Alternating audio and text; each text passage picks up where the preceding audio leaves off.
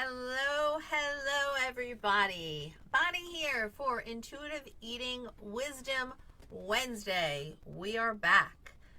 All right, let me go ahead and just get up comments in case anybody joins me live and just double check that I'm in the group. Yep, I'm here. All right, so as I said on Monday, our Wednesday live streams have returned. I am back from being out of the office for about a 2 week period of time, and I am raring to go and helping everybody really recover from dieting, learn to trust themselves. Every Wednesday we have Intuitive Eating Wisdom Wednesday. Welcome to our new members. As a reminder, I am Bonnie Giller, and I help women stop dieting so that they can learn to trust themselves with food, trust their bodies. So ultimately, the eating is easy, it's enjoyable, and it is nourishing to their body and their mind.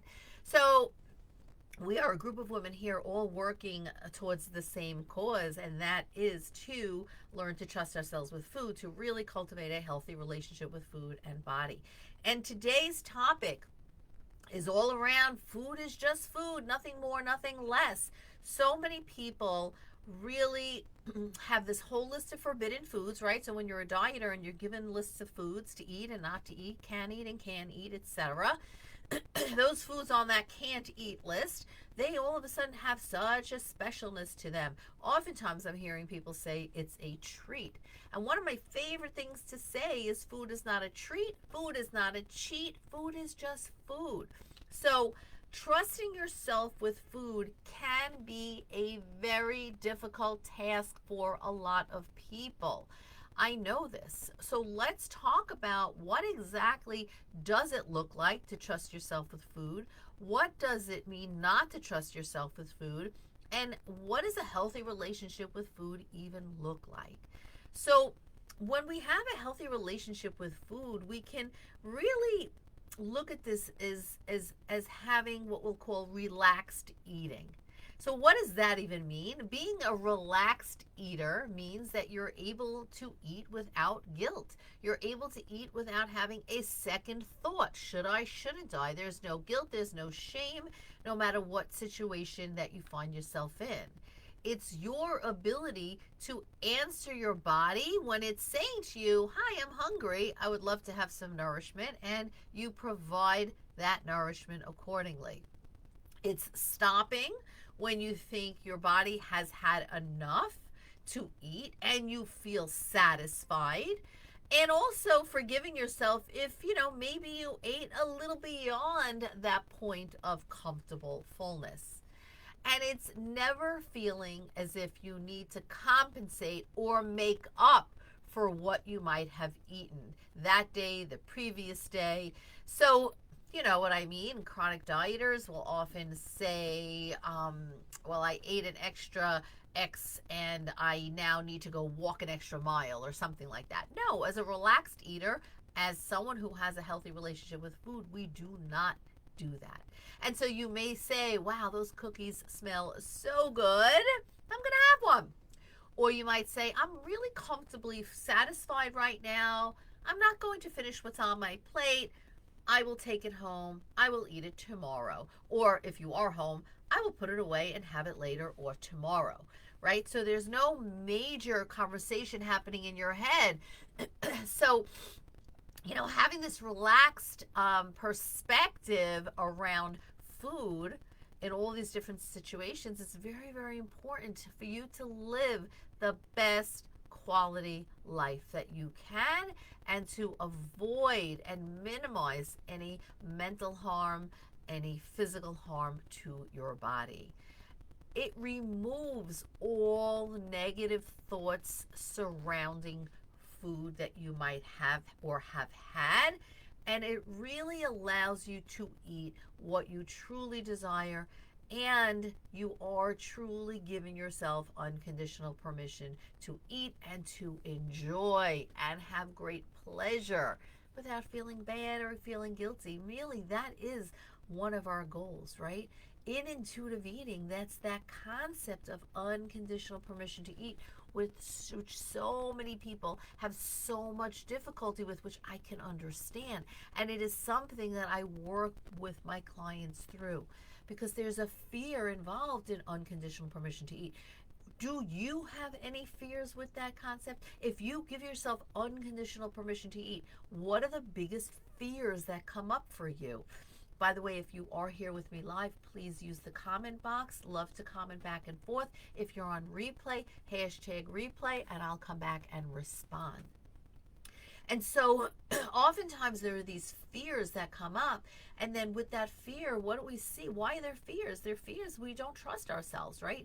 And so not trusting yourself around food, what does that look like? Well, very often, they're disordered eating patterns and disordered eating behaviors, and they can appear in as negative thoughts in your mind, negative behaviors that stem from having a poor body image, poor self-esteem, fear of food, fear of health issues. And so you think, well, I have to eat this way because of my health, or I can't eat that because of my health.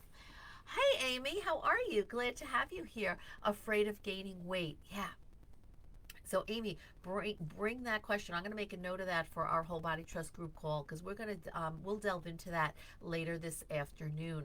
A fear of gaining weight is a very, very common fear that people who've chronically dieted have, of giving up this idea of dieting.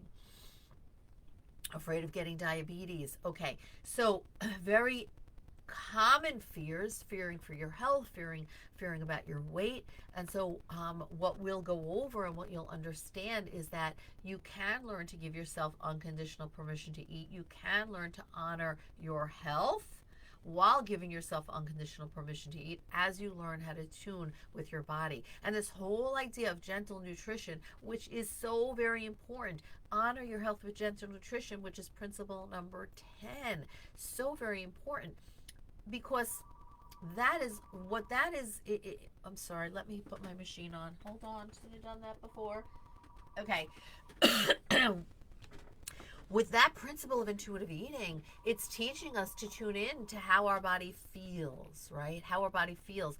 But unfortunately, for chronic dieters who have a very strong diet mentality, it's very hard to incorporate gentle nutrition without the food police and the diet mentality clouding our judgment and our decisions. So, Amy, we're going to delve into that. I appreciate you bringing that up. Not trusting yourself with food also looks like rigidity around eating, rigidity around your eating in social situations, not having flexibility with your eating patterns.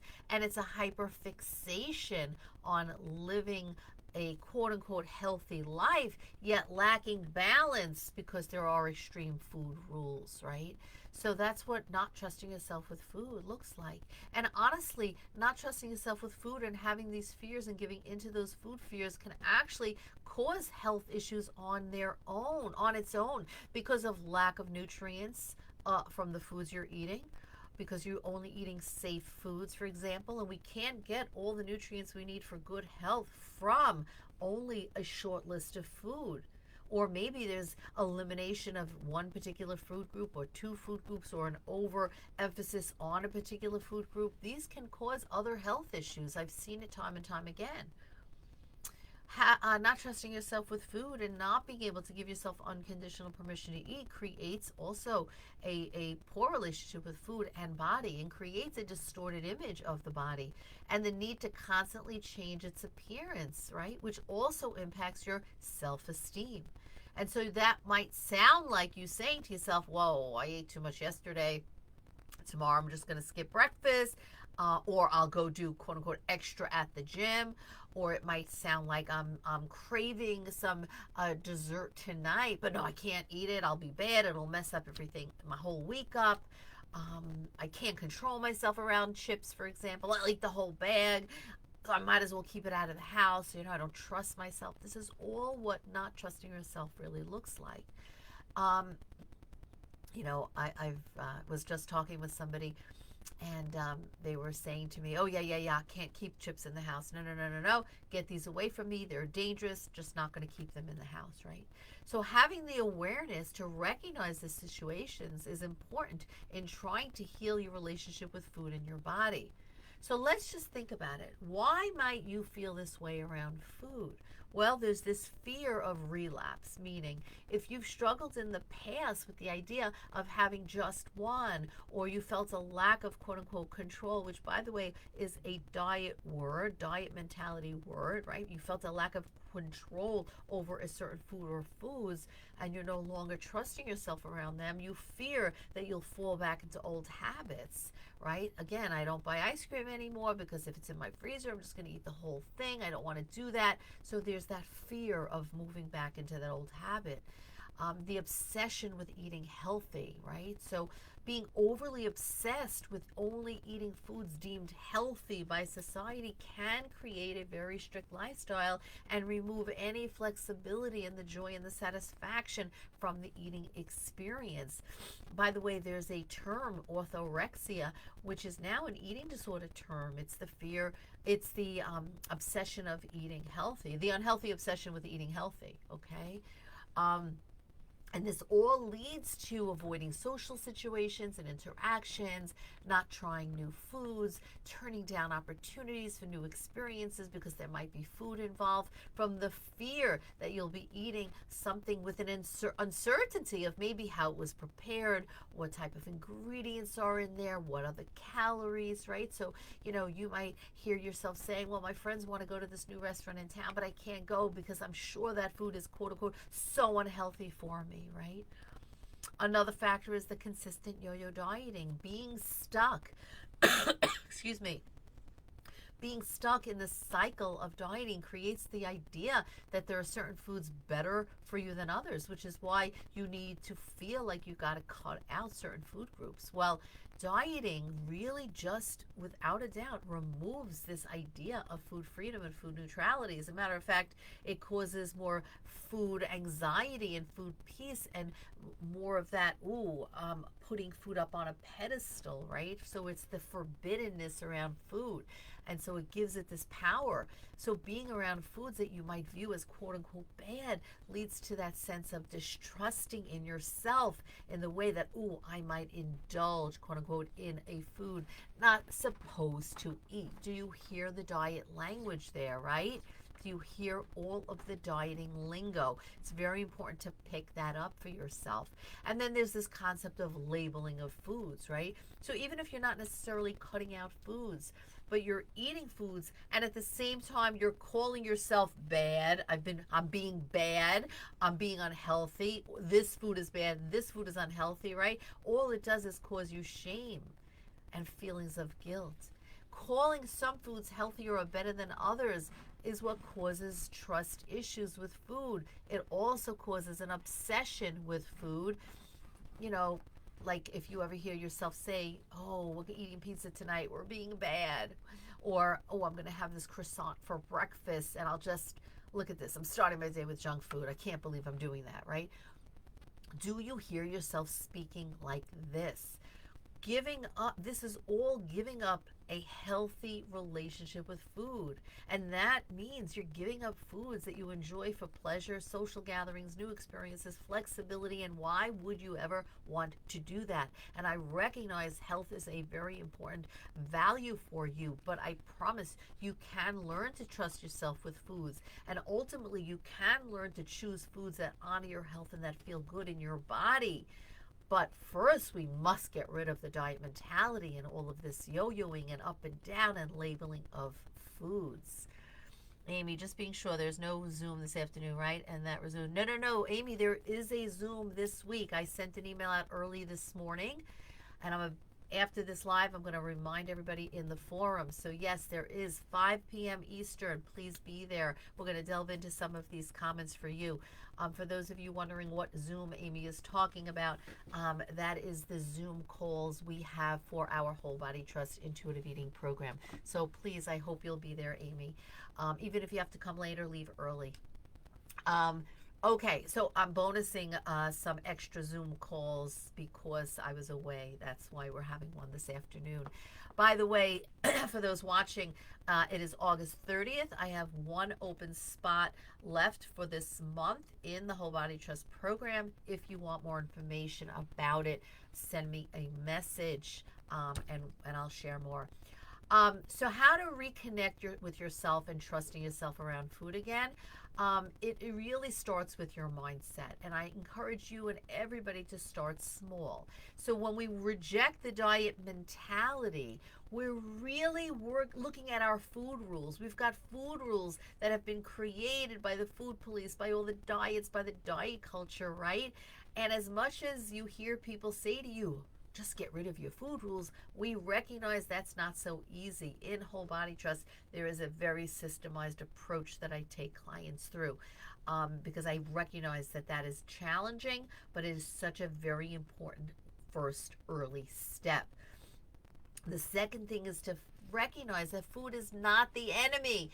Oh my gosh, right? Chronic dieters view food as the enemy. I hate food, but I love food, right? It's a complicated dynamic there. Food is just food. I started at the top of the hour with that idea. Food is just food. It's the way you're viewing it that makes it seem more than that. So what we want to do is start to shift those negative thoughts around food into more positive ones, right? What are some of the positives around food? It's delicious, it's nourishing, it gives me pleasure, right? When you can shift this perspective, you'll be amazed at how much your mind can alter your perspective of all things related to food in your body. So remember what I started out with at the top of the hour? Food is not a cheat. Food is not a treat. Food is just food, nothing more, nothing less. And it is not your enemy. Number three, don't be afraid of hunger. Again, I know that it's so easy for me to say and so hard perhaps for you to feel. Uh, I know with chronic dieters, only because, hey, I've been doing this for a lot of years, dieters fear being hungry. And there's this, from all the years of dieting, there's this psychological fear of hunger that remains even after you've stopped dieting. But understand that feeling of hunger means that your body needs fuel, it needs energy, and it actually is something to celebrate. So, with my clients, we celebrate when we hear those signals of hunger, which, by the way, often go silent. The early signs of hunger very often go silent after years of dieting. And as a dieter, you are very, attuned to ravenous hunger, like, oh my God, I'm starving, I need to eat right now. But it's that first sign of hunger that you often don't hear. During this process of healing, we learn to reignite those very first signs of hunger. So do not be afraid of hunger. When you feel hunger, we celebrate it. 4, try not to be afraid of being full. Another concept that so many dieters share with me is they're afraid of feeling full. Again, a side effect of dieting. Listen, sometimes, even as an intuitive eater, we might eat past the point of comfortable fullness. And hey, that is okay, right? So we want to keep moving forward. We want to learn. We want to be curious about these situations. There is no perfection intuitive eating. And finally, I think number 5, it is okay to eat for pleasure. How many times when you're dieting did you have that feeling when you finished a meal that you said, oh my God, that was so delicious, but you felt guilty? We do not need to feel guilt when we enjoy a meal. Food is meant to be pleasurable. So say yes to social interactions. Say yes to eating because it's delicious and it's fun and it's an important part of life, right? It keeps us happy, it keeps us nourished. Yes, it's for survival, but food is also important for your soul, right? So again, food is food, and regaining the sense of trust around food will help you realize this very important concept that food is just food, nothing more, nothing less. And it's a very important part of our lives. So learning to trust yourself with food, that is right here, right now, a priority. And I hope some of the points that I shared with you today have been helpful. Hashtag replay, post your thoughts, your comments, your questions. And as a reminder, one day left Well, today and tomorrow, 2 days left in August, one spot left for Whole Body Trust for this month. If you're interested in learning more about my coaching program, Amy is in the program. Come join her and the other women. Just post a comment below that you want information or send me a DM and I'll share more information about the program. And let's get this going for you in a very systematized approach, starting with shifting out of the diet mentality, working towards attunement, ultimately trust, and ultimately learning to honor your health with gentle nutrition. It's been fun. I am back. Wednesday's live streams. Join me here. Check the rest of the group here. There's plenty of posts for you, plenty of past videos, and I'm happy to answer any further questions. Have a great day, Amy. I'll see you later, 5 p.m. Eastern on Zoom for our Whole Body Trust Group coaching call, and for everybody else, have a wonderful day, and I will see you next time.